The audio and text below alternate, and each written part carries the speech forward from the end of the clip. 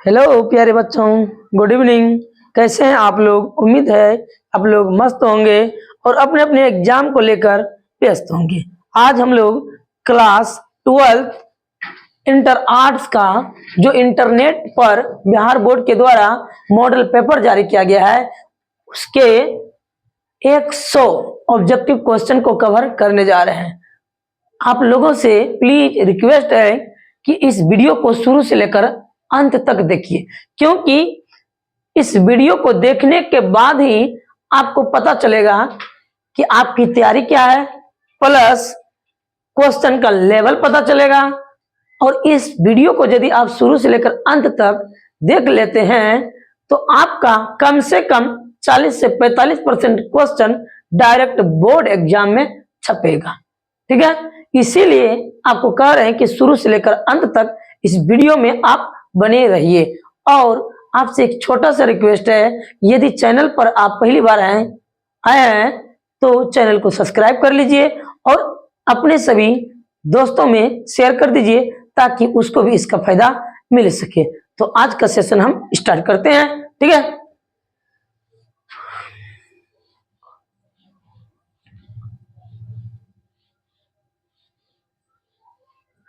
Question आपको कितना देगा? 1 से लेकर 100 तक के प्रश्न के साथ 4 विकल्प दिए गए हैं, इनमें से एक ही सही है। ठीक है, किन्हीं 50 प्रश्नों का उत्तर अपने द्वारा चुने गए सही विकल्प को ओएमआर शीट पर भरना है। ठीक है, तो 100 क्वेश्चन रहेगा, आपको 50 क्वेश्चन ही मात्र बनाना है, कोई भी। ठीक है, तो यानी यदि आप 100 क्वेश्चन कवर करते हैं तो आपका कम से कम 40% यहाँ से क्वेश्चन बन जाएगा। ठीक है, तो आज का पहला क्वेश्चन आ गया है स्क्रीन पर, और मेरे बताने से पहले कोशिश कीजिए कि आप इस प्रश्न का उत्तर दे पा रहे हैं या नहीं।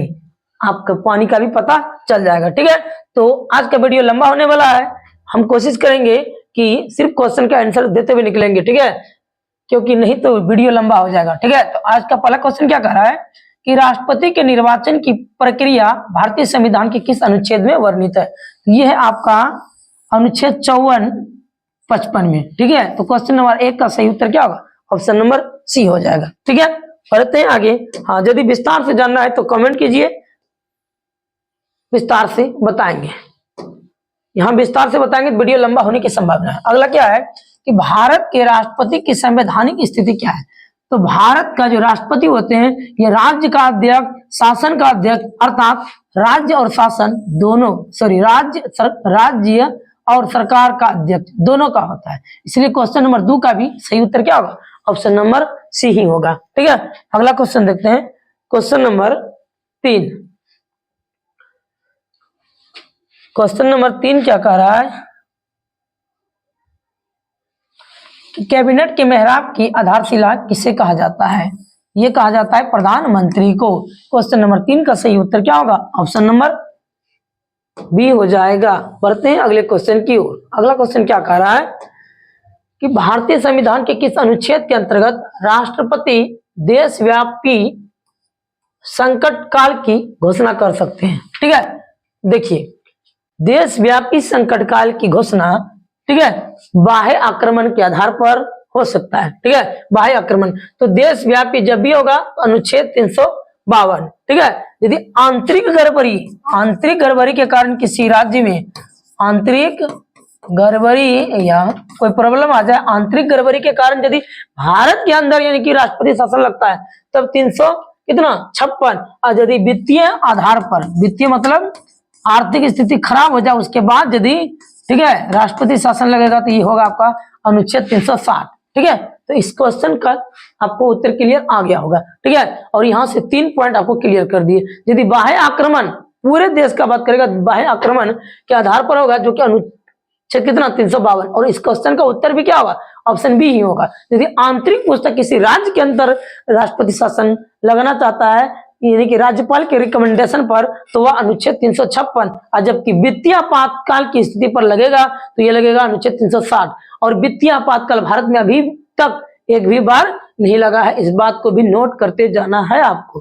ठीक है, आगे पीछे भी देखना है। ठीक है, इससे रिलेटेड क्या क्या क्वेश्चन बन सकता है। अगला क्वेश्चन, क्वेश्चन नंबर 5 क्या कह रहा है क्वेश्चन नंबर 5 कह रहा है कि राष्ट्रपति राज्यसभा में कितने सदस्यों को मनोनीत कर सकता है? ये कर सकता है कितना? आपका 12। ठीक है, क्वेश्चन नंबर 5 का सही उत्तर क्या होगा? ऑप्शन सी हो जाएगा। अगला क्वेश्चन, क्वेश्चन नंबर 6 क्या कह रहा है? क्वेश्चन नंबर 6 है कि राज्य के शासन में केंद्र का प्रतिनिधि किसे कहा जाता है? तो राज्य के शासन में केंद्र का प्रतिनिधि आपका कौन होता है? राज्यपाल होता है। इसलिए क्वेश्चन नंबर 6 का सही उत्तर क्या होगा? Option number B.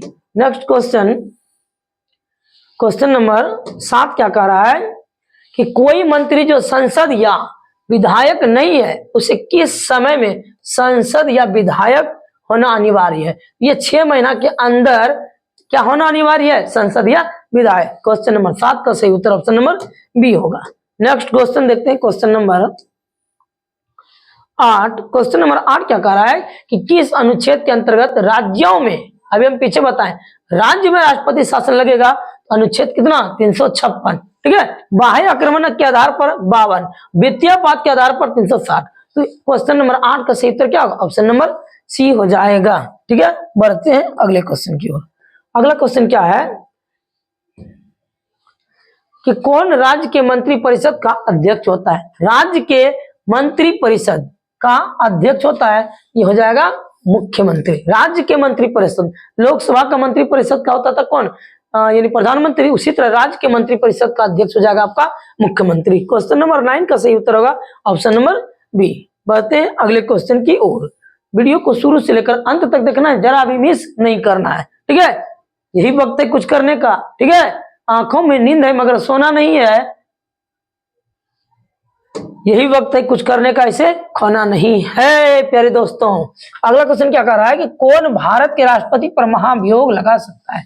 यानी कि भारत के राष्ट्रपति को उसके पद से लात मार के हटाना को ही क्या कहते हैं? महाभियोग कहते हैं। और महाभियोग राष्ट्रपति पे जो लगा सकता है, ये लगा सकता है संसद। पूछेगा संसद राष्ट्रपति पर महाभियोग लगा सकता है किस अनुच्छेद के तहत? अनुच्छेद 61 के तहत संसद राष्ट्रपति पर महाभियोग लगाया जा सकता है, लेकिन इसको 14 दिन पहले क्या करना पड़ेगा? आपको सूचना देना पड़ेगा। इस बात का भी ध्यान रखना है। ठीक है, आगे देखते हैं अगला क्वेश्चन क्या कह रहा है कि कौन सा सदन प्रधानमंत्री के खिलाफ अविश्वास प्रस्ताव ला सकता है? ठीक है, तो प्रधानमंत्री के खिलाफ यदि अविश्वास प्रस्ताव लाना है तो ये लाएगा केवल व केवल लोकसभा, और लाने के लिए कम से कम 50 सांसदों का यानी कि वहां पर हस्ताक्षर होना चाहिए, तब जाकर अविश्वास प्रस्ताव लाया जा सकता है। तो क्वेश्चन नंबर 11 का सही उत्तर क्या होगा? ऑप्शन नंबर बी हो जाएगा। बढ़ते हैं नेक्स्ट क्वेश्चन की ओर। नेक्स्ट क्वेश्चन क्या कह रहा है कि उपराष्ट्रपति कितने दिनों के लिए चुने जाते हैं? तो राष्ट्रपति हो गया, उपराष्ट्रपति हो गया, प्रधानमंत्री हो गया। ठीक है, ये सारे के सारे कितने? 5 वर्षों के लिए ही चुने जाते हैं। क्वेश्चन नंबर 12 का सही उत्तर ऑप्शन नंबर सी। अगला क्वेश्चन, नेक्स्ट क्वेश्चन क्या कह रहा है कि प्रधानमंत्री की नियुक्ति संविधान के अनुसार कौन करता है? तो प्रधानमंत्री की नियुक्ति, ठीक है, कौन करता है? ये करेगा आपका प्रधानमंत्री की नियुक्ति राष्ट्रपति करता है। यहाँ पर राष्ट्रपति होगा, यहाँ उपराष्ट्रपति दे दिया। ठीक है, ये राष्ट्रपति ही प्रधानमंत्री को उसके पद का शपथ दिलाते हैं। ठीक है, तो क्वेश्चन नंबर 13 का सही उत्तर ऑप्शन नंबर ए हो जाएगा, प्रेसिडेंट। ठीक है, अगले क्वेश्चन की ओर जाते हैं। अगला क्वेश्चन क्या कह रहा है? अगला क्वेश्चन है कि राज्य में मंत्री परिषद सामूहिक रूप से किसके प्रति उत्तरदायी होते हैं?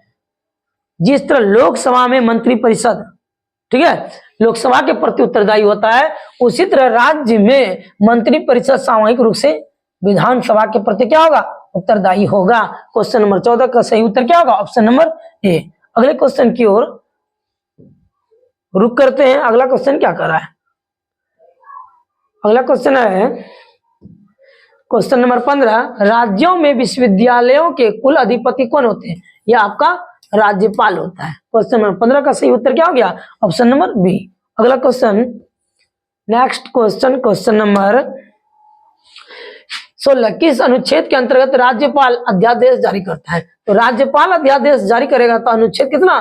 213 के तहत जारी करता है। ठीक है, अगला क्वेश्चन, नोट करते जाना है, जो आप नहीं जानते उसको नोट करते जाना है। 16 का सही उत्तर क्या आ गया? Option number B. अगले क्वेश्चन की ओर बढ़ते हैं। अगला क्वेश्चन क्या कह रहा है? अगला क्वेश्चन है कि संविधान सभा के अध्यक्ष कौन थे? संविधान सभा का अध्यक्ष का बात करें तो ये अस्थायी अध्यक्ष कौन थे? डॉक्टर राजेंद्र प्रसाद। ठीक है, अस्थायी अध्यक्ष डॉक्टर राजेंद्र प्रसाद। वो अस्थायी अध्यक्ष पूछेगा तो सच्चिदानंद सिन्हा थे। सच्चिदानंद सिन्हा थे। दोनों बात याद रखना, ये क्या थे? डॉक्टर राजेंद्र बाबू जो थे ना, ये अस्थायी थे। ठीक है, तो 17 नंबर का आंसर क्या होगा? Option number C. ठीक है, और स्वतंत्र भारत के प्रथम राष्ट्रपति भी कौन थे? स्वतंत्र भारत के प्रथम राष्ट्रपति भी कौन बने थे? आपके डॉक्टर राजेंद्र बाबू ही बने थे, जो कि बिहार के जीरादेई से थे। इस बात को भी ध्यान रखना है। ठीक है, ऑब्जेक्टिव क्वेश्चन पूछ लेता है। अगला क्वेश्चन क्या है? क्वेश्चन नंबर 18, संविधान सभा की पहली बैठक कहाँ हुई थी? सॉरी, कब हुई थी? तो संविधान सभा की पहली बैठक 9 दिसंबर 1940 को। यदि दूसरा पूछ दे, दूसरा बैठक 11 दिसंबर, तीसरा बैठक 13 दिसंबर को हुआ था। 9 दिसंबर को पहला बैठक, 11 दिसंबर 1940 को दूसरा, 13 दिसंबर 1940 को तीसरा बैठक हुआ था। ठीक है, तो क्वेश्चन नंबर 18 का सही उत्तर क्या है? Option number B. अगले क्वेश्चन की ओर बढ़ते हैं। अगला क्वेश्चन क्या कह रहा है? अगला क्वेश्चन है आपका कि संविधान सभा में प्रारूप समिति के अध्यक्ष कौन थे? संविधान सभा में प्रारूप समिति के अध्यक्ष आपके कौन थे? BR अम्बेडकर, डॉक्टर भीमराव अम्बेडकर साहब थे। ठीक है, तो क्वेश्चन नंबर 19 का सही उत्तर क्या होगा? ऑप्शन नंबर सी होगा। कहीं कोई भी दिक्कत हो तो आप कमेंट कीजिए। ठीक है, कमेंट कीजिए। अगला क्वेश्चन क्या कह रहा है कि संविधान सभा की पहली बैठक कहाँ हुई थी? तो संविधान सभा की पहली बैठक कब हुई थी? सॉरी, कहाँ हुई थी? ये दिल्ली के सेंट्रल हॉल में हुई थी। ठीक है, नई दिल्ली के, यानी कि संविधान जहां पर लिखा जा रहा था, दिल्ली के सेंट्रल हॉल में हुई थी। आपको कमेंट करके बताना है कि संविधान सभा की पहली बैठक कब हुई थी? पहली बैठक कब हुई थी? ये क्वेश्चन कह रहा है कि संविधान सभा की पहली बैठक कब हुई थी। आपको कमेंट करने के लिए बोल रहे हैं। ठीक है, हम जो क्वेश्चन बोल रहा था हम बता दिए। संविधान सभा की पहली बैठक कहाँ हुई थी? ये दिल्ली में ही हुई थी। कब हुई थी ये आपको बताना है। ठीक है, देखते हैं कौन कौन विद्यार्थी मेरा वीडियो देखते हैं। ठीक है,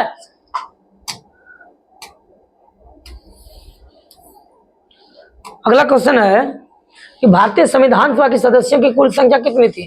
तो भारतीय संविधान सभा के सदस्यों की कुल संख्या कितनी थी? 389। हालांकि पाकिस्तान जब अलग हो गया तो घट गया था। ठीक है, लेकिन हमको क्वेश्चन अभी डील करना है। ठीक है,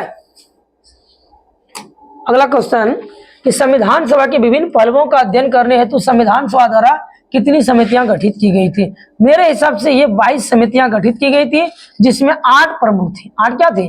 8 प्रमुख थी। लेकिन इस क्वेश्चन नंबर 22 में कहीं पर भी क्या है, यानी कि 22 समिति नहीं दिया गया है। ठीक है, आप देख लीजिएगा क्या उत्तर होगा। मेरे हिसाब से तो 22 होना चाहिए। 22 अलग अलग पहलुओं को देखने के लिए दिया गया था, जिसमें 8 प्रमुख समिति था। ठीक है, ऐसे बोलेगा तो 22, लेकिन 22 ना तो 22 है ना ही 8 है। ठीक है, अब देख लीजिएगा जो उत्तर होगा, यही दोनों में से कोई उत्तर होना चाहिए। यानी कि विभिन्न पहलुओं को देखने के लिए टोटल 22 समिति बनाया गया था। इस बात को नोट कर लीजिएगा। ठीक है, और सही उत्तर यदि जानते तो आप कमेंट करके बताइए। अगला क्वेश्चन है कि किस मामले में सर्वोच्च न्यायालय ने घोषणा की कि प्रस्तावना संविधान का हिस्सा नहीं होगा? ये आपका घोषणा क्या था? बेरूबरी केस मामले में। ठीक है, क्वेश्चन नंबर 23 का सही उत्तर क्या होगा? ऑप्शन नंबर डी हो जाएगा। अगला क्वेश्चन नंबर 24 देखते हैं। क्वेश्चन नंबर 24 क्या कर रहा है? क्वेश्चन नंबर 24 है कि संविधान संशोधन द्वारा समाजवाद भारतीय संविधान की प्रस्तावना में जोड़ा गया था। ये जोड़ा गया था 42वां संविधान संशोधन के द्वारा। ठीक है, 42वां संविधान संशोधन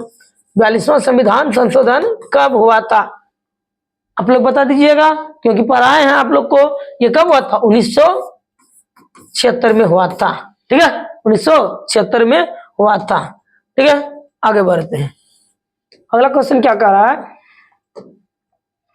कि किस देश के संविधान से भारत ने नीति निर्देशक तत्व को लिया है? तो ये आयरलैंड के संविधान से भारत ने नीति निर्देशक तत्वों को लिया है। इसलिए क्वेश्चन नंबर 25 का सही उत्तर क्या होगा? ऑप्शन नंबर डी हो जाएगा।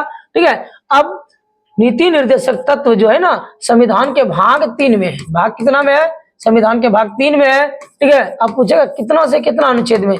ये 36 से लेकर कहां तक? 51 तक में है। इस बात को भी नोट करते जाना है। ठीक है, कि ये संविधान किस देश के संविधान से भारत ने नीति निर्देशक तत्वों का सिद्धांत लिया? तो ये आयरलैंड से लिया है। ठीक है, और नीति निर्देशक सिद्धांत जो है ना भाग 3 में वर्णित है। किस अनुच्छेद में? अनुच्छेद 36 से लेकर 51 तक में है। ठीक है, तो इस बात को नोट कर लीजिएगा। बढ़ते हैं अगले क्वेश्चन की ओर। अगला क्वेश्चन क्या कह रहा है कि संविधान के किस अनुच्छेद में संविधान के संशोधन की प्रक्रिया का वर्णन है? तो संविधान के अनुच्छेद 368 में संशोधन की प्रक्रिया का वर्णन है। ठीक है, क्वेश्चन नंबर 26 का सही उत्तर क्या होगा? आप लोग कमेंट करके बताइए। क्वेश्चन नंबर 26 चूहा दौड़ रहा है। क्वेश्चन नंबर 26 का सही उत्तर क्या होगा? Option number C. अब आप लोग को कमेंट करना है। हम ऑफलाइन क्लास में इसको पढ़ाए हैं, देखते हैं कौन कौन विद्यार्थी इसको जानते हैं नहीं जानते हैं। ठीक है, तो संविधान संशोधन की प्रक्रिया किस देश के संविधान से लिया गया? किस देश के संविधान से लिया गया है, ये आप लोगों को कमेंट करके बताना है। ठीक है, कितना घर में पढ़ते हैं, कितना पानी में आप लोग हैं। ठीक है, बढ़ते हैं आगे। आप लोग कमेंट करके बताइए इसको।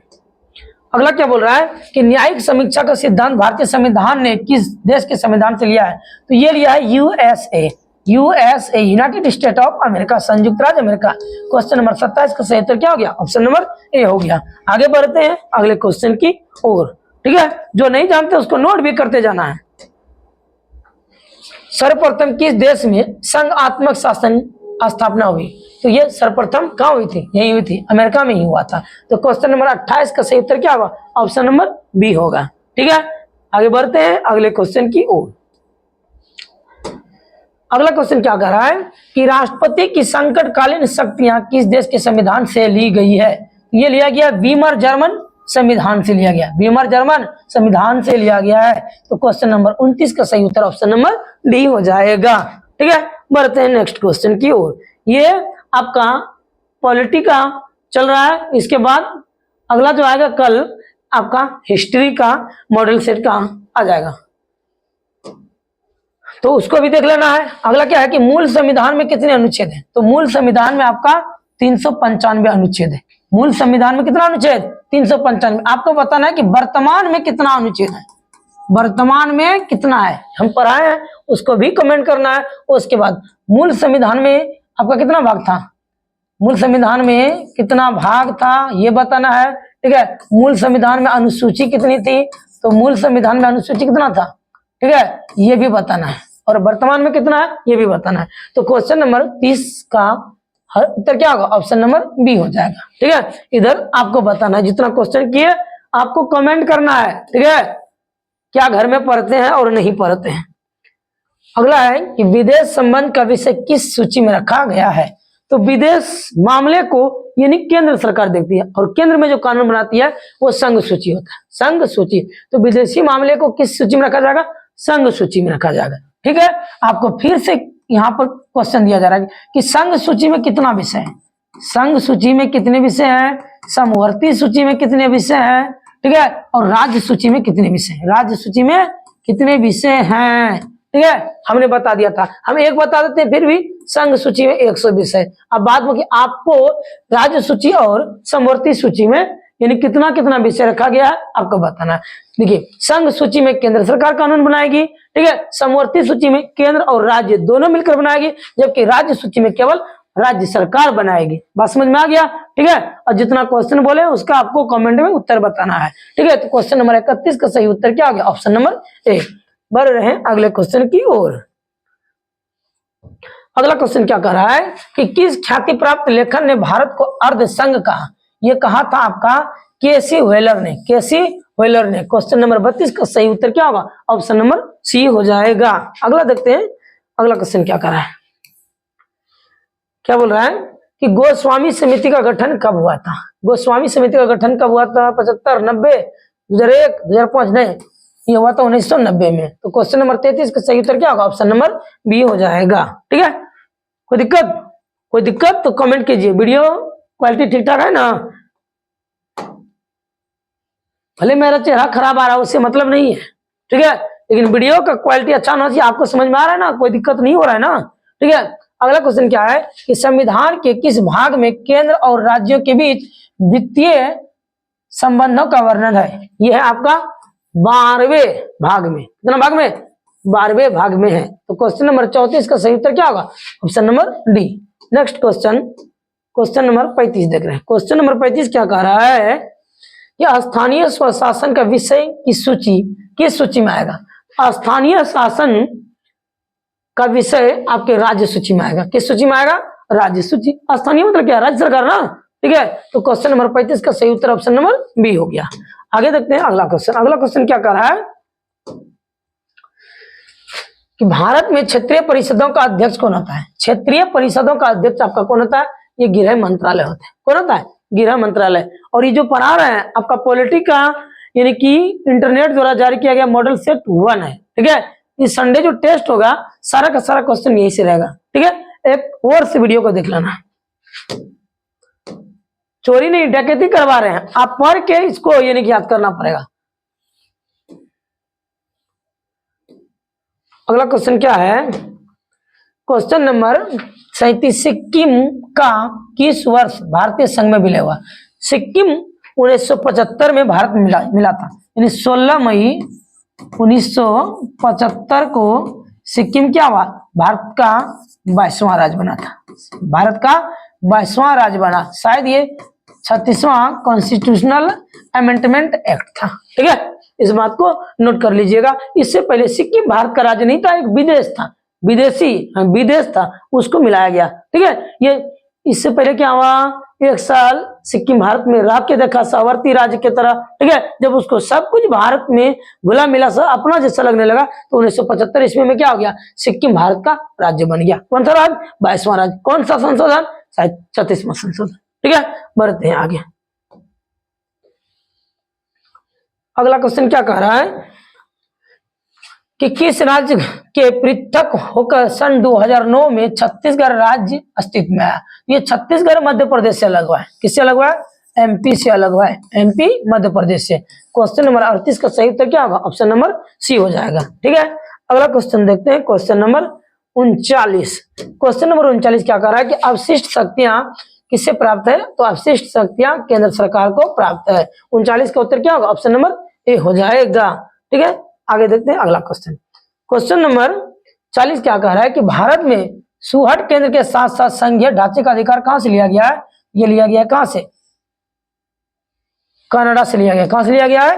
कनाडा से लिया गया है। क्वेश्चन नंबर 40 का सही उत्तर क्या होगा? ऑप्शन नंबर सी, ठीक है। देखते जाना है, कहीं मिस्टेक हो आप कमेंट कीजिए, तब नाम बताएंगे। कुछ ऐसे हमको क्या पता चलेगा? केंद्र राज्य संबंध में विवाद निपटाने के लिए सरकारिया कमीशन की स्थापना कब की गई थी? तो सरकारिया समिति का जो स्थापना किया गया था 1983। 1983 कहाँ है? हाँ, यहाँ 1983, ऑप्शन नंबर सी में है, ठीक है। तो क्वेश्चन 41 का सही उत्तर क्या होगा? ऑप्शन नंबर सी हो जाएगा, ठीक है।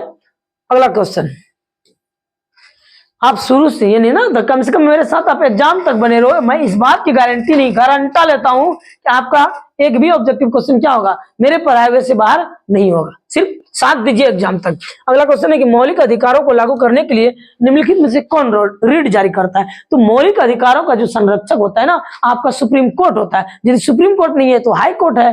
दोनों का कार्य है कि लोगों के मौलिक अधिकारों का रक्षा करना, ठीक है। तो इसमें सुप्रीम कोर्ट है, नहीं है, उच्च न्यायालय है, तो उच्च न्यायालय हो जाएगा, ठीक है। तो क्वेश्चन नंबर 42 का सही उत्तर क्या होगा? ऑप्शन नंबर बी, उच्च न्यायालय, हाई कोर्ट, ठीक है। यदि ये ऑप्शन में नहीं रहता तो क्या होता? सुप्रीम कोर्ट रहता, ठीक है। दोनों का वही काम है। अगला क्वेश्चन, क्वेश्चन नंबर 43 क्या बोल रहा है कि भारतीय संविधान का कौन सा अनुच्छेद सार्वजनिक रोजगार में अवसर की समानता प्रदान करता है? ये करता है 16, ठीक है, 16। बात करें 17 का, ये अनटीचेबिलिटी, अस्पृश्यता का अंत करता है। क्वेश्चन नंबर 43 का सही उत्तर क्या हो? ऑप्शन नंबर सी, ध्यान रखना है।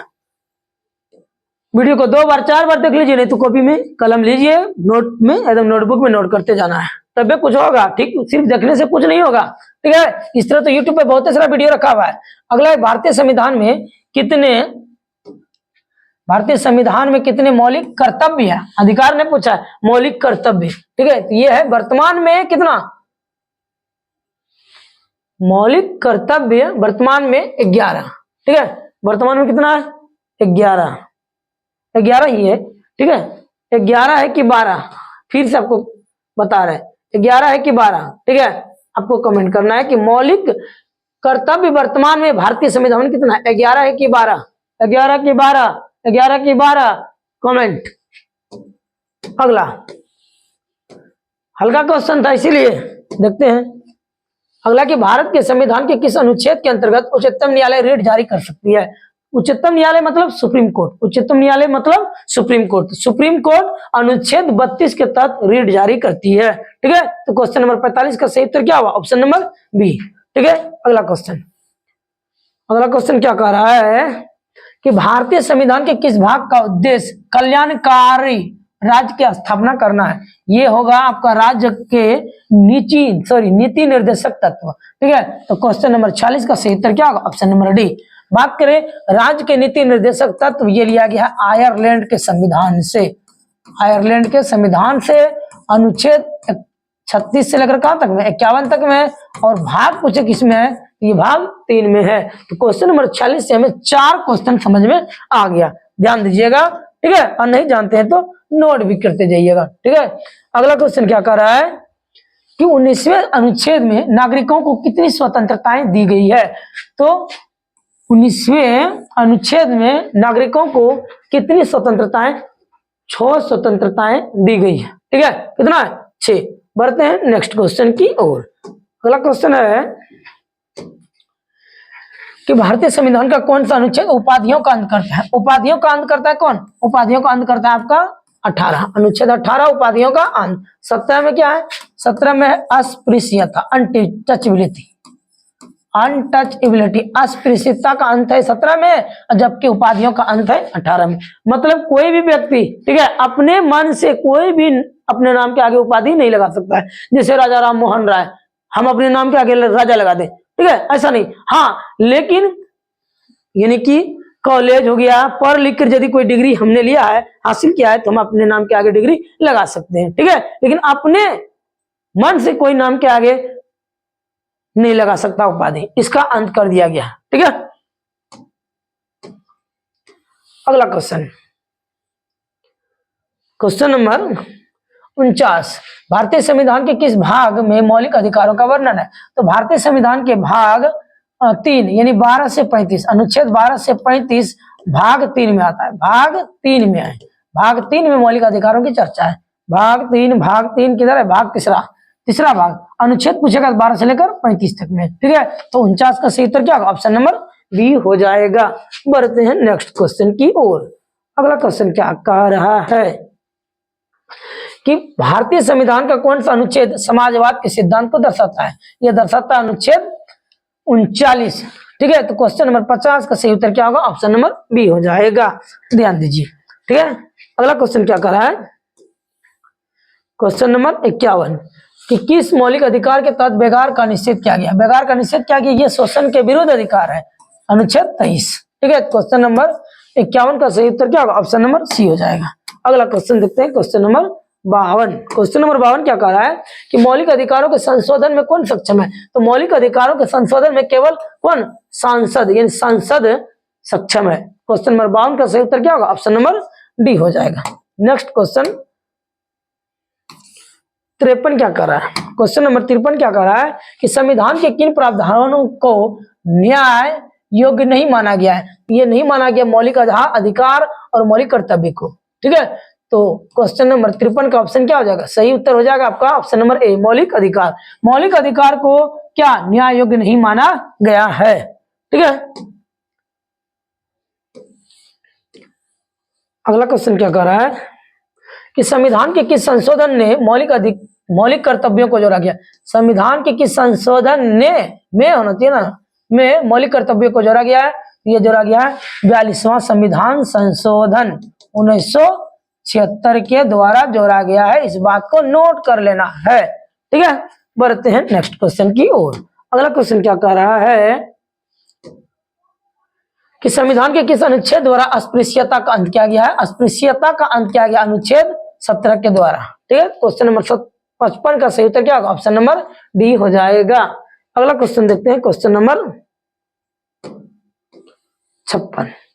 क्वेश्चन नंबर 56 क्या कह रहा है कि भारत का उपराष्ट्रपति किस सभापति का पदेन सभापति होता है? तो ये ना तो राज्यसभा का होता है और ना ही लोकसभा, अर्थात इनमें से किसी का भी क्या होगा? सभापति नहीं होता है। ठीक है, तो ध्यान रखिएगा, क्वेश्चन नंबर 56 का सही उत्तर ऑप्शन नंबर डी, इन्हें की लोकसभा या राज्यसभा मार दे। ठीक है, ना तो लोकसभा का ना ही राज्यसभा का पदेन सभापति होते हैं। बढ़ते हैं अगले क्वेश्चन की ओर। अगला क्वेश्चन क्या कह रहा है कि संसद के संयुक्त अधिवेशन कौन बुलाता है? संसद के संयुक्त अधिवेशन, ठीक है, को बुलाता है आपका राष्ट्रपति। बुलाता कौन है? राष्ट्रपति। लेकिन बात करेगा संसद की संयुक्त अधिवेशन की अध्यक्षता कौन करता है? ये लोकसभा अध्यक्ष हो जाएगा, लोकसभा अध्यक्ष। ध्यान रखिएगा, यहाँ कंफ्यूज नहीं करना है कि संसद के संयुक्त अधिवेशन को बुलाता है, यानी बैठक को बुला देगा भले राष्ट्रपति, लेकिन अध्यक्षता राष्ट्रपति नहीं करते हैं। ठीक है, अध्यक्षता करते हैं लोकसभा के अध्यक्ष। इस बात को ध्यान रखना है। ठीक है, क्वेश्चन नंबर 57 का सही उत्तर क्या हो गया? ऑप्शन नंबर ए, राष्ट्रपति हो जाएगा। ठीक है, अगला क्वेश्चन, क्वेश्चन नंबर 58, भारतीय संविधान में संशोधन के लिए विधेयक कहाँ लाया जा सकता है? ठीक है, तो ये लोक या राज्य, उच्च सदन या निम्न सदन, दोनों में से कहीं पर भी। लोकसभा में भी लाइएगा चलेगा, राज्यसभा में लाइएगा तो चलेगा, अर्थात लोकसभा या राज्यसभा दोनों में से कहीं भी। क्वेश्चन नंबर 58 का सही उत्तर क्या हो गया? ऑप्शन नंबर सी हो जाएगा। ठीक है, अगला क्वेश्चन क्या कर रहा है? क्वेश्चन नंबर 59 कि लोकसभा की प्रथम महिला सभापति कौन थी? यह कौन थी? मीरा कुमार था। ठीक है, तो क्वेश्चन नंबर 59 का सही उत्तर हो गया ऑप्शन नंबर बी। अगला क्वेश्चन देखते हैं, अगला क्वेश्चन क्या कर रहा है? अगला क्वेश्चन है कि भारत में किसी विधेयक को धन विधेयक कौन प्रमाणित करता है? तो भारत में किसी विधेयक को धन विधेयक, ठीक है, इसकी चर्चा है अनुच्छेद 110 में, ध्यान रखिएगा। ठीक है, वित्त विधेयक और धन विधेयक की चर्चा किसमें है? ठीक है, अनुच्छेद 110 में। तो धन विधेयक को वित्त विधेयक, किसी विधेयक को धन विधेयक कौन प्रमाणित करता है? ये करता है लोकसभा अध्यक्ष करता है। ठीक है, तो क्वेश्चन नंबर 60 का सही उत्तर क्या होगा? ऑप्शन नंबर डी हो जाएगा। आगे देखते हैं, अगला क्वेश्चन क्या कर रहा है कि लोकसभा में संघ शासित प्रदेशों को कितने स्थान दिए गए, मतलब कितने सीट दिए गए हैं? ये दिया गया कितना? 20 सीट दिया गया है। ठीक है, बढ़ते हैं आगे। अगला क्वेश्चन क्या कर रहा है कि किस प्रधानमंत्री के शासनकाल में दल बदल विरोधी अधिनियम पास किया गया था? ये क्या गया था? राजीव गांधी के शासनकाल में 1985 52वां कॉन्स्टिट्यूशनल अमेंडमेंट एक्ट। ठीक है, इस बात को ध्यान रखना है। किस प्रधानमंत्री के शासनकाल में दल बदल विरोधी अधिनियम पास हुआ था? ये राजीव गांधी। यदि राष्ट्रपति पूछ देता तो क्या था? जैल सिंह, ज्ञानी जैल सिंह। उसमें राष्ट्रपति कौन थे? ज्ञानी जैल सिंह थे, जबकि प्रधानमंत्री राजीव गांधी थे। कब हुआ था? 1985। कौवा संविधान संशोधन 52वां संविधान संशोधन के द्वारा पास हुआ था। बढ़ते हैं नेक्स्ट क्वेश्चन की ओर। अगला क्वेश्चन क्या कर रहा है कि राज्यसभा के सदस्यों का कार्यकाल कितना होता है? राज्यसभा के सदस्यों का कार्यकाल 6 वर्ष का होता है, जबकि लोकसभा, विधानसभा, राष्ट्रपति, ये सब का जो कार्यकाल होता है कितना होता है? 5 साल का। यहाँ क्वेश्चन क्या पूछा है कि राज्यसभा के सदस्यों का कार्यकाल कितना होता है? 6 वर्ष होता है। ठीक है, आगे देखते हैं अगला क्वेश्चन। राष्ट्रपति संसद के किस सदन का सदस्य होता है? तो राष्ट्रपति संसद के किसी भी सदन का नहीं, यानी कि राष्ट्रपति संसद के किस सदन का सदस्य होता है? ये किसी भी सदन का सदस्य नहीं होता है। हमको लगता है इस तरह क्वेश्चन एक पीछे था, शायद उसका आंसर गलत बता दिए हैं। ठीक है, 64 नंबर तक बताए ना, पीछे घूम के देख लेते हैं।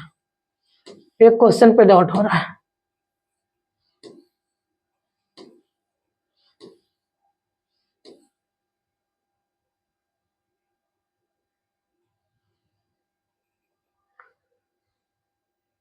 हाँ, यहाँ बताए थे, गलती हो गया था। चला, गलत, सॉरी।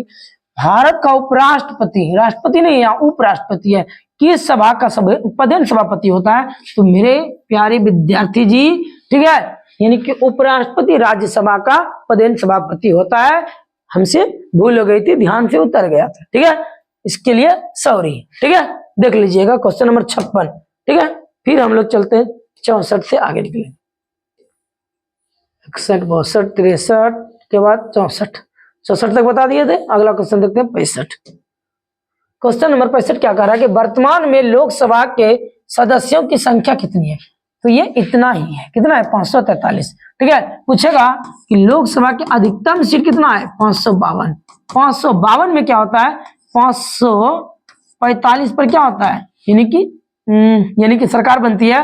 545 में क्या होता है? 543 राज्य से चुनकर आते हैं, जबकि 2 एंग्लो इंडियन, कौन इंडियन? एंग्लो इंडियन राष्ट्रपति मनोनीत करता है।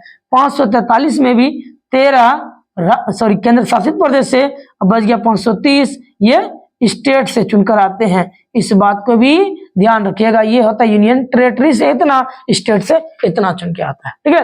तो वर्तमान में क्या बोल रहा है? वर्तमान में लोकसभा के सदस्यों की संख्या कितना? तो क्या मारना है? 543। इस ऑप्शन के अनुसार तो 543 ही लग रहा है। तो क्वेश्चन नंबर 65 का सही उत्तर क्या होगा? ऑप्शन नंबर ए हो जाएगा। और यदि इधर नहीं जानते तो इसको भी समझ लीजिए, ठीक है, और जरूरत है तो इसको नोट कर लीजिए। कहां से क्वेश्चन बनेगा इस बात की कोई गारंटी नहीं है, हमको तैयार होकर रहना है। अगला क्वेश्चन देखते हैं। क्वेश्चन नंबर 66 क्या कह रहा है कि लोकसभा का विघटन कौन कर सकता है? तो लोकसभा का विघटन केवल राष्ट्रपति कर सकते हैं, प्रधानमंत्री की सलाह पर, ठीक है। Next question, question number 67। क्या मन नहीं लग रहा है? अच्छा क्वेश्चन ना है, अभी मन नहीं लगेगा, इसलिए अभी वक्त है। चुपचाप वक्त बदलने के लिए क्या होगा? वक्त लगाना ही पड़ेगा। अभी सर झुका के पढ़िए, ठीक है। एग्जाम के बाद क्या होगा? सर उठा के चलिएगा। अभी नहीं पढ़िएगा तो उस समय दिक्कत होगा, ठीक है। इसलिए अभी सर झुका के पढ़िए। गांव में रिजल्ट आने के बाद सबसे ऊंचा सर आप ही का होना चाहिए, इसलिए पढ़ना तो पड़ेगा दोस्त, ठीक है। अगला क्या बोल रहा है? 18वीं लोकसभा, यानी इस बार जो चुनाव हुआ 2024 में कांग्रेस पार्टी को कितनी सीटें मिली थी? तो कांग्रेस को सीट मिली थी कितना? शायद 99। और भाजपा को यानी बीजेपी को 200 कितना? 40 ना मिला था? हाँ 240। यह पूछा किसका? कांग्रेस पार्टी को, तो 99 सीट मिला था। क्वेश्चन नंबर 67 का सही उत्तर क्या होगा? ऑप्शन नंबर बी हो जाएगा, ठीक है। बढ़ते हैं नेक्स्ट क्वेश्चन की ओर। अगला क्वेश्चन क्या है कि निम्नलिखित में से किस राज्य, भारत के किस राज्य में कोई द्विसदनीय विधायिका नहीं है? तो आपका बिहार में भी है, ठीक है, तो ये नहीं होगा। उत्तर प्रदेश में भी द्विसदनीय है, ये भी नहीं होगा। कर्नाटक में भी द्विसदनीय है, ये भी नहीं होगा। आपका जम्मू कश्मीर में भी है, ये भी नहीं होगा, ठीक है। तो है किस राज्य में नहीं? झारखंड में नहीं है, झारखंड में नहीं है। ये है क्या पूछा है? द्विसदनीय विधायिका नहीं है, झारखंड में नहीं है। मतलब इस क्वेश्चन का सही उत्तर क्या होगा? ऑप्शन नंबर डी होगा, ठीक है। कोई दिक्कत? ठीक ठाक रहा है ना? मुंह मंगरे लगता रहा है, कोई दिक्कत नहीं, हमसे नहीं, क्वेश्चन माने रखता है। चेहरा क्या काले हैं भले दिल वाले हैं, ठीक है। अगला क्वेश्चन क्या है कि विधानसभा का सदस्य होने के लिए न्यूनतम आयु कितना होना चाहिए? विधानसभा बोला है, ठीक है। विधानसभा का सदस्य बनने के लिए न्यूनतम आयु 25 वर्ष, जबकि विधान परिषद बोल देता, ठीक है, क्या बोल देता? विधान परिषद बोल देता तब कितना होता? इतना हो जाता, ठीक है। विधान परिषद के लिए 30 और विधानसभा के लिए 25। और यदि प्रधानमंत्री के लिए बोलता, ठीक है, पीएम के लिए बोलता तो भी इतना, ठीक है। लोकसभा के लिए तो भी इतना, विधानसभा के लिए तो भी 25। लेकिन विधान परिषद, ठीक है, विधान परिषद और राज्यसभा का सदस्य होने के लिए 30 चाहिए, जबकि प्रेसिडेंट यानी कि राष्ट्रपति महोदय बनना है तो इसके लिए उम्र कितना चाहिए? 35 होना चाहिए। इस बात को एकदम कान में खोस के रखिए, ठीक है। एक तो उम्र से रिलेटेड क्वेश्चन पूछना ही है। आगे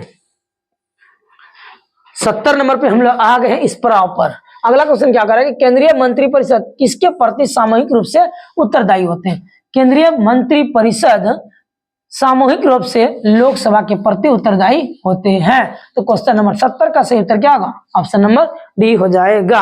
आगे देखते हैं अगला क्वेश्चन। क्वेश्चन नंबर 71 क्या कह रहा है कि सदन में अध्यापकों और स्नातकों के लिए सीटें आरक्षित की गई है, ठीक ठीक है। तो ये मेरे हिसाब से राज्यसभा में टोटल कितना, राष्ट्रपति 12 गो सदस्य को मनोनीत करता है, जबकि लोकसभा में कितना, 2 ही मनोनीत करता है। मेरे हिसाब से तो 71 का ए उत्तर होना चाहिए। ठीक है, आप लोग के हिसाब से क्या होना चाहिए कमेंट कीजिए। बढ़ते हैं आगे अगले क्वेश्चन की ओर। कि किसी राज्य की विधानसभा में अधिक से अधिक कितने स्थान हो सकते हैं? अधिक से अधिक ये 500 सीटें हो सकते हैं। तो क्वेश्चन नंबर 72 का सही उत्तर क्या आ गया? Option number B. आपको लिखा है बीते बुलेट में, याद कीजिए, देखिए कॉपी उल्टा के, तो बाद में बोलिएगा कि मास्टर पढ़े ने क्या था। कॉपी उल्टा के देखना तो पड़ेगा। सर्वोच्च न्यायालय के न्यायाधीशों के अवकाश की आयु कितनी है? यहाँ पूछा है सुप्रीम कोर्ट, हाई कोर्ट नहीं पूछा है, सुप्रीम कोर्ट। सुप्रीम कोर्ट के जजों की यानी कि रिटायरमेंट उम्र 65 है, जबकि हाई कोर्ट के जजों का रिटायरमेंट उम्र कितना है? 62 है। दोनों याद रखिएगा। यहाँ पूछा क्या, what is the retirement age of the जजेज ऑफ सुप्रीम कोर्ट का पूछा है। सुप्रीम कोर्ट का पूछा है, कितना हो जाएगा? 65 वर्ष हो जाएगा। हाई कोर्ट का उस्ताद कितना होता? 62। तो इस क्वेश्चन का सही उत्तर क्या होगा? Option number C. Next question, question number 74। Question number 74 क्या कह रहा है कि भारत में उच्च न्यायालयों के न्यायाधीशों की नियुक्ति कौन करता है? ये करता है आपका राष्ट्रपति करता है। कौन करता है? राष्ट्रपति। क्वेश्चन नंबर 74 का सही उत्तर क्या होगा? ऑप्शन नंबर बी हो जाएगा। आगे देखते हैं अगला क्वेश्चन क्या कर रहा है। क्वेश्चन क्या कर रहा है कि भारत में कुल कितने उच्च न्यायालय है? तो वर्तमान में भारत में कितना उच्च न्यायालय है? 25 उच्च न्यायालय है। और 25वां उच्च न्यायालय कहाँ बना है? आंध्र प्रदेश में। 25वां नंबर का जो उच्च न्यायालय बना है कहाँ? आंध्र प्रदेश के अमरावती में। ठीक है, तो क्वेश्चन नंबर 75 का सही उत्तर ऑप्शन नंबर डी। अगला क्वेश्चन क्या कर रहा है आगे में? अगला क्वेश्चन है कि पटना उच्च न्यायालय की स्थापना कब हुई थी? तो पटना उच्च न्यायालय की स्थापना कब हुआ था? 1916 में हुआ था। ठीक है, पटना उच्च न्यायालय की स्थापना 1916। क्वेश्चन नंबर 76 का सही उत्तर क्या हो जाएगा? ऑप्शन नंबर आपका क्या हुआ? सी हो जाएगा। आगे देखते हैं अगला क्वेश्चन है कि प्लेटो ने किस पुस्तक में न्याय संबंधी अवधारणा को दिया था? ये दिया था आपका द रिपब्लिक यानी गणतंत्र में दिया था। किसमें दिया था? गणतंत्र में दिया था। तो क्वेश्चन नंबर 77 का सही उत्तर क्या गया? ऑप्शन नंबर बी हो गया। आगे देखते हैं अगला क्वेश्चन। अगला क्वेश्चन क्या है कि बिहार में उच्च न्यायालय कहाँ अवस्थित है? तो बिहार में हाईकोर्ट कहाँ है? पटना में है। कहाँ है? पटना में है। और अलग से नोट कर लीजिएगा प्यारे रसगुल्ला, अलग से नोट कर लेना है कि पटना हाई कोर्ट की स्थापना 1916 में हुआ था। ठीक है, तो क्वेश्चन नंबर 78 का सही उत्तर क्या हो गया? ऑप्शन नंबर सी हो गया। आगे देखते हैं अगला क्वेश्चन। अगला क्वेश्चन क्या कह रहा है कि भारत में सबसे बड़ा अपीलीय न्यायालय कहाँ है? मतलब हम लास्ट स्टेज, सबसे अंतिम में कहां तक अपील कर सकते हैं? ये हम कहां तक? सर्वोच्च न्यायालय यानी सुप्रीम कोर्ट तक ही जा सकते हैं, इससे ज्यादा नहीं जा सकते, क्योंकि देश का सबसे बड़ा न्यायालय सर्वोच्च न्यायालय और अंतिम न्यायालय, इसके बाद नहीं जा सकते हैं। अर्थात क्वेश्चन नंबर 79 का सही उत्तर क्या होगा? ऑप्शन नंबर ए हो जाएगा। आगे देखते हैं अगला क्वेश्चन। अगला क्वेश्चन 80 है। क्वेश्चन नंबर 80 क्या कह रहा है कि भारत के सर्वोच्च न्यायालय यानी सुप्रीम कोर्ट में मुख्य न्यायाधीश को लेकर कितने न्यायाधीश है? तो वर्तमान में यानी कि सुप्रीम कोर्ट के मुख्य न्यायाधीश को लेकर ये 33 है, यानी कि 32 अन्य प्लस 1 होता है हाई कोर्ट का यानी कि सुप्रीम कोर्ट का मुख्य जस्टिस। अभी वर्तमान में कौन सा है? हाँ, वर्तमान में यानी इसका सुप्रीम कोर्ट का जो chief justice CJI, supreme court का CJI वर्तमान में कौन है? आप लोग कमेंट करके बताइए। ठीक है, तो क्या हो जाएगा? क्वेश्चन नंबर 80 का सही उत्तर क्या हो गया? ऑप्शन नंबर सी। 33, 32 अन्य और 1 मेन होता है, ध्यान रखिएगा। अगला कि उच्च न्यायालय के न्यायाधीशों की संख्या निर्धारित करने का अधिकार किसे दिया गया है? ये दिया गया है उच्च न्यायालय के न्यायाधीशों की संख्या निर्धारित करने का अधिकार आपके राष्ट्रपति को प्राप्त है। ठीक है, राष्ट्रपति उच्च न्यायालय के न्यायाधीशों की संख्या निर्धारित करने का अधिकार राष्ट्रपति को प्राप्त है। क्वेश्चन नंबर 81 का सही उत्तर क्या होगा? 42 होगा, सॉरी ऑप्शन नंबर बी होगा। अगला देखना है, अगला क्वेश्चन क्या कह रहा है कि भारतीय संविधान के किस अनुच्छेद के अंतर्गत उच्च न्यायालय रिट जारी करता है? ठीक है। तो उच्च न्यायालय रीट जारी करता है कितना 226, ठीक है। और जबकि सुप्रीम कोर्ट बोल देता तो ये होता अनुच्छेद कितना 32, यह था आपका हाई कोर्ट, ठीक है। और अब बस इतना ही, ठीक है। तो 82 नंबर क्वेश्चन का सही उत्तर क्या होगा, भारतीय संविधान के किस अनुच्छेद के अंतर्गत उच्च न्यायालय बोला है तो क्या होगा, ऑप्शन नंबर बी सही है। सुप्रीम कोर्ट बोलता तब 32 होता, समझे, ठीक है। तो दोनों को नोट कर लीजिएगा, एक जगह रहेगा तो कंफ्यूज नहीं होइएगा मेरे प्यारे विद्यार्थी जी, इस बात को एकदम ध्यान से नोट कर लेना है। भारत सरकार तथा राष्ट्रपति का कानूनी सलाहकार, who is the legal adviser of Indian government and president, इसका सही उत्तर क्या होगा, अटॉर्नी जनरल, महान्यायवादी। कानूनी सलाहकार भारत सरकार का कौन होता है ना, महान्यायवादी। इसलिए क्वेश्चन नंबर 83 का सही उत्तर क्या होगा, ऑप्शन नंबर सी हो जाएगा। अगला क्वेश्चन देखते हैं, क्वेश्चन नंबर 84 कि कानून के शासन का विचार किसने दिया था, ये दिया था आपका किसने, एबी डायसी ने, एबी डायसी। क्वेश्चन नंबर 84 का सही उत्तर ऑप्शन नंबर बी हो गया। अगला क्वेश्चन देखते हैं, वीडियो लंबा हो रहा है इसलिए मक्खी भी परेशान कर देता है। क्वेश्चन नंबर 84 कंप्लीट, 85 की ओर जा रहे हैं। सर्वोच्च न्यायालय के न्यायाधीशों की संख्या में कौन वृद्धि कर सकता है, ये कर सकता है आपका संसद कर सकता है। कौन कर सकता है, संसद। सर्वोच्च न्यायालय के न्यायाधीशों की संख्या में कौन वृद्धि कर सकता है, संसद करेगा या राष्ट्रपति, संसद करेगा या राष्ट्रपति, लो संसद करेगा या राष्ट्रपति। सर्वोच्च न्यायालय के न्यायाधीशों की संख्या में कौन वृद्धि कर सकता है, हम वेट कर रहे हैं आपके कमेंट का, राष्ट्रपति या संसद, राष्ट्रपति या सर्वोच्च न्यायालय के न्यायाधीशों की संख्या में कौन वृद्धि कर सकता है, राष्ट्रपति या संसद। जल्दी जल्दी कमेंट कीजिए, देखते हैं कौन कौन घर में पढ़ते हैं कि नहीं पढ़ते हैं। अभी तक किसी का कमेंट नहीं आया है, जल्दी जल्दी बताइए।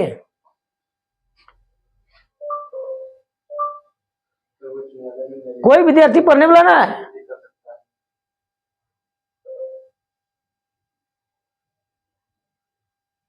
यार कैसे आप लोग पढ़ते हैं, अभी तक एक क्वेश्चन का जवाब नहीं दे पाया है।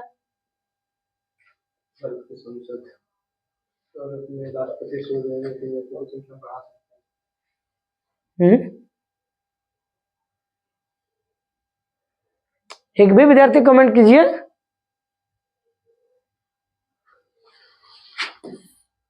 डी या ए,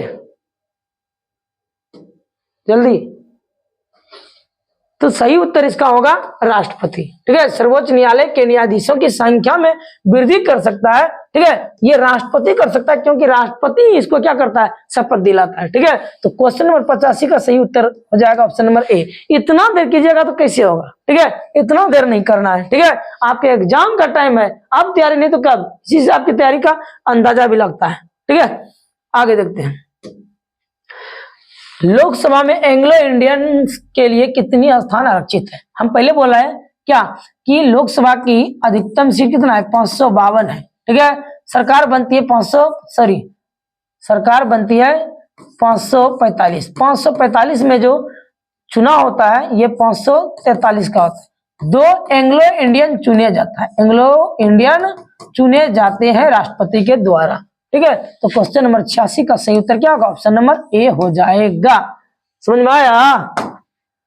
नेक्स्ट क्वेश्चन देखते हैं 87 नंबर।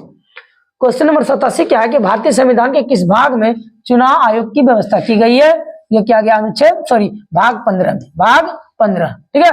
और यदि अनुच्छेद का बात करें तो शायद ये 324 है, ध्यान रखिएगा, ठीक है। एक वीडियो बना लीजिए। अगला क्वेश्चन क्या कर रहा है, क्वेश्चन नंबर 88। क्वेश्चन नंबर 88 है कि भारत के निर्वाचन आयोग में कितने सदस्य हैं। भारत के निर्वाचन आयोग में आपका total number of members, elections member जो है ये कितना है, 3 है। इसलिए क्वेश्चन नंबर 88 का सही उत्तर क्या होगा, ऑप्शन नंबर सी हो जाएगा। नेक्स्ट क्वेश्चन देखते हैं।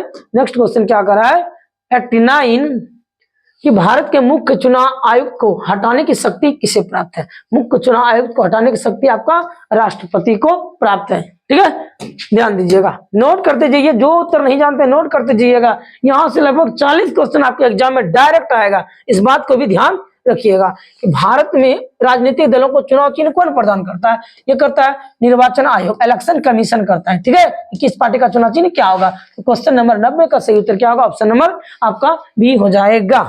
ठीक, अगला क्वेश्चन क्या कह रहा है कि भारत में नगरीय शासन किस वायसराय की देन है? ये आपका लॉर्ड रिपन का, किसका है? Lord Ripon. क्वेश्चन नंबर 91 का सही उत्तर क्या होगा? ऑप्शन नंबर बी हो जाएगा। ठीक है, बस अब हम लोग अपनी मंजिल की ओर पहुंच गया है। 100 क्वेश्चन का सीरीज भी है। ठीक है, अगला क्वेश्चन है कि संविधान के किस अनुच्छेद में ग्राम पंचायतों की स्थापना की बात की गई है? तो ग्राम पंचायत की स्थापना का बात किया गया अनुच्छेद कितना में? 40 में। क्वेश्चन नंबर 92 का सही उत्तर क्या होगा? ऑप्शन नंबर बी हो जाएगा। ठीक है, अगला क्वेश्चन क्या है? पंचायती राज दिवस। पंचायती राज दिवस कब मनाया जाता है? ये 24 अप्रैल को मनाया जाता है। ठीक है, पंचायती राज दिवस मनाया जाता है कब? 24 अप्रैल को। और इससे जान लीजिए थोड़ा, 73वां कॉन्स्टिट्यूशनल अमेंडमेंट एक्ट ये हुआ था कब? हुआ था 1992 में। 1992 में, लेकिन लागू हुआ था कब? ये 24 अप्रैल 1993 को लागू हुआ था। ठीक है, बलवंत राय मेहता समिति। नोट कर लो प्यारे रसगुल्लों, 2000 के नोट पर इसको नोट कर लो। 73वां संविधान संशोधन कब हुआ था? 1992 में हुआ था। लागू कब हुआ? 24 अप्रैल 1993 को। इसीलिए 24 अप्रैल को राष्ट्रीय पंचायती दिवस मनाया जाता है। इसका रिकमेंड किसने किया था?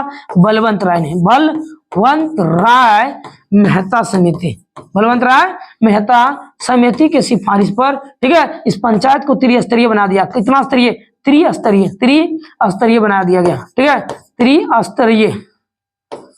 त्रिस्तरीय बना दिया गया। और पंचायती राज सबसे पहले राजस्थान के कौन जिला? नागौर जिला। पंचायती राज सबसे पहले जो लागू हुआ कहाँ? राजस्थान के नागौर जिला से स्टार्ट हुआ था। इस बात को ध्यान रखिएगा। ठीक है, ये कोई आम क्वेश्चन नहीं। ठीक है, 26 जनवरी को हम लोग क्या मनाते हैं? हम लोग गणतंत्र दिवस मनाते हैं। 14 नवंबर को बाल दिवस मनाते हैं, जिसमें आप लोग को पार्टी दिया जाता है। ठीक है, आगे देखते हैं अगला क्वेश्चन क्या कर रहा है कि संविधान संशोधन से स्थानीय स्वशासन को मजबूत आधार मिला। स्थानीय स्वशासन, लोकल गवर्नेंस, हाँ, लोकल गवर्नेंस को अनुच्छेद 73 और 74। 73 में क्या है? पंचायती राज। 73 में क्या है?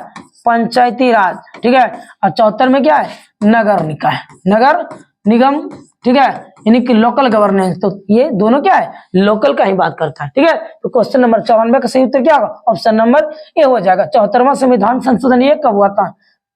इसका कमेंट कीजिए, इसका हमने बता दिया। ठीक है, बस उसके जस्ट आगे है, 1 साल का ही अंतर है। अब समझ लीजिए ये हुआ कितना? 92 हुआ, तो ये कब हुआ होगा? ठीक है, next question, question number 95। Question number 95 क्या है? भारत और पाकिस्तान के बीच ताशकंद समझौता कब हुआ था? तो ये हुआ था 1966 में। 1966 में। लेकिन यहां से अब क्वेश्चन क्या क्या बन सकता है? ठीक है, 1966 में हुआ था। तो ताशकंद समझौता हुआ था भारत और पाकिस्तान के बीच। ठीक है, तो भारत की तरफ से कौन सा? भारत के प्रधानमंत्री गए थे। ये गए थे, कौन गए थे? आप लोग जल्दी जल्दी बता पाइएगा। ठीक है, पहला पंडित जवाहरलाल नेहरू, उसके बाद लाल बहादुर शास्त्री, लाल बहादुर शास्त्री। और जबकि पाकिस्तान से तरफ कौन थे? अयूब खान, अयूब खान।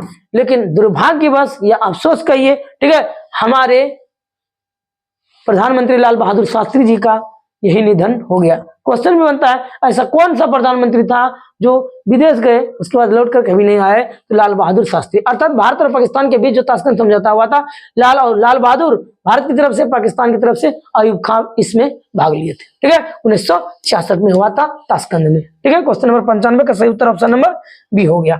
अगला क्वेश्चन क्या है कि सार्क का मुख्यालय कहाँ है? सार्क का मुख्यालय कहाँ है? तो सार्क का मुख्यालय आपका कहाँ है? काठमांडू में, काठमांडू। ठीक है, SAARC SAARC, south Asian association regional for corporation. इसमें वर्तमान में क्या है?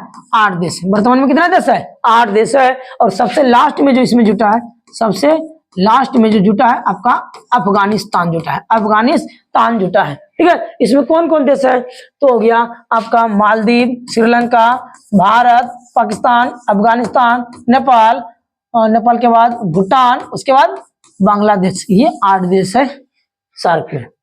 सार्क में कितने देश? 8 देश। ठीक है, इसकी जो स्थापना हुआ था, ठीक है, इसकी ESTD स्थापना हुआ था 1985 और कहा हुआ था? बांग्लादेश की राजधानी ढाका में, बांग्लादेश की राजधानी ढाका में, जबकि इसका मुख्यालय नेपाल की राजधानी काठमांडू में। इतना बात इस चैप्टर से कंप्लीट कर दी है आपका। ठीक है, उम्मीद है एक भी क्वेश्चन यहाँ से नहीं छूटेगा। अगला है कि गुट निरपेक्ष आंदोलन की स्थापना कब हुई थी? ये हुई थी 1961 में, और इसका पहला सम्मेलन जो हुआ था बेलग्रेड में हुआ था। कहाँ हुआ था?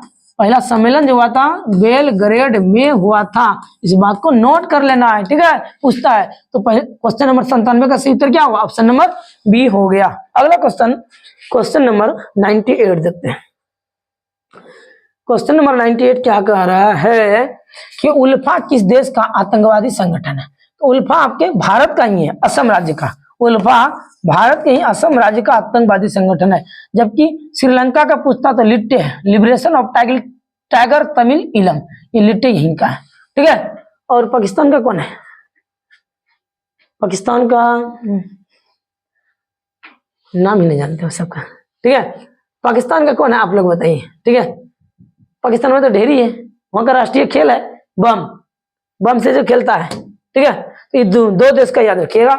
उसके बाद क्वेश्चन नंबर 99 क्या कह रहा है कि संयुक्त राष्ट्र संघ के कितने अंग? संयुक्त राष्ट्र संघ के टोटल 6 अंग है। ठीक है, संयुक्त राष्ट्र संघ के कितने अंग? 6 अंग है। ठीक है, संयुक्त राष्ट्र संघ के 6 अंग, सही है। ठीक है, अगला क्वेश्चन और आज का अंतिम क्वेश्चन 1 लाख का। अगला क्वेश्चन क्या कह रहा है कि संयुक्त राष्ट्र संघ की स्थापना कब हुई थी? यानी कि UNO, यूनाइटेड नेशन ऑर्गेनाइजेशन की स्थापना 24 अक्टूबर 1945 को हुआ था। कब हुआ था? 1945 को। क्वेश्चन नंबर 100 का ऑप्शन नंबर ए सही होगा। ठीक है, संयुक्त राष्ट्र संघ की स्थापना 1945। संयुक्त राष्ट्र संघ की बात आया UNO का, तो UNO में टोटल कितना? 15 सदस्य देश हैं, जिसमें अस्थाई का बात करेगा, ठीक है, और अस्थाई का। तो 15 में 5 देश अस्थाई है और 10 देश क्या है? वो अस्थाई है। ठीक है, इस बात को भी नोट कर लेना। तो ये था आपके क्लास 12 आर्ट्स पॉलिटिकल का इंटरनेट पर जारी किया गया बिहार बोर्ड द्वारा मॉडल सेट, जिसका हमने 1 से लेकर 100 तक क्वेश्चन को एक्सप्लेनेशन के साथ कंप्लीट किया। यदि इस वीडियो को आप शुरू से लेकर अंत तक देख लेते हैं तो आपका लगभग कम से कम 40 से 50 ऑब्जेक्टिव यहीं से डायरेक्ट आ जाएगा। इसलिए इस वीडियो को शुरू से लेकर अंत तक देखना है। और एक छोटा सा एहसान कीजिएगा, यदि वीडियो मेरा पसंद आया तब इस चैनल को सब्सक्राइब कर लीजिएगा। मिलते हैं हम लोग हिस्ट्री के पार्ट में, तब तक के लिए धन्यवाद।